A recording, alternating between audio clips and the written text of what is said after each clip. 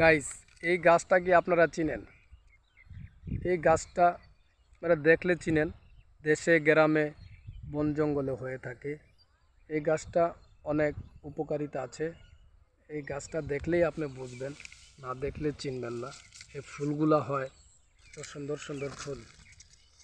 এই ফুল নাক ফুলের মতো হয়, এরকম ছিঁড়ে দেখুন। এগুলো হইল, আমরা বলি ঝিংমোতরা ফুল। আমরা বলি ঝিংমোতরা ফুল। এটা নাক ফুলের মতো দেখতে।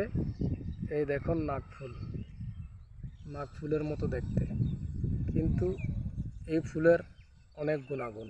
ঠিক আছে, এই ফুল যদি আপনারা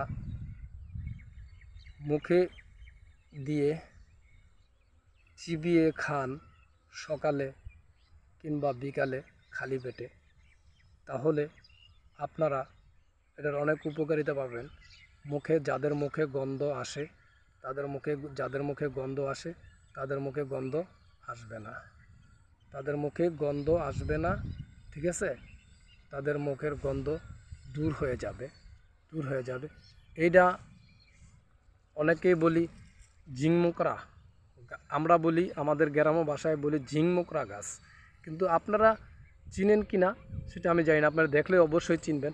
পাতাগুলা এরকম, দেখছেন, মাঝে মাঝে ফুল হয়। এগুলো ফুল নাক ফুল গাছ বলে অনেকে বলে নাক ফুল গাছ, নাক ফুলের মতো।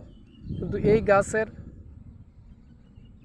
ফুল নিয়ে যদি যাদের মুখ থেকে গন্ধ আসে, তারা এই ফুলটা খাবেন, চিবিয়ে খাবেন। এই ফুলটা চিবিয়ে খাইলে আপনার মুখে গন্ধ বাস আসবে না, মুখের গন্ধ দূর হয়ে যাবে। 1 সপ্তাহ খাইলেই আপনি বুঝতে পারবেন যে মুখের গন্ধ দূর হয়ে গেছে। আপনারা আশা করি খাবেন। এই গাছটা দেখলে অবশ্যই চিনবেন, আশা করি খাবেন। খেয়ে আপনার উপকারিতা আপনি অবশ্যই পাবেন।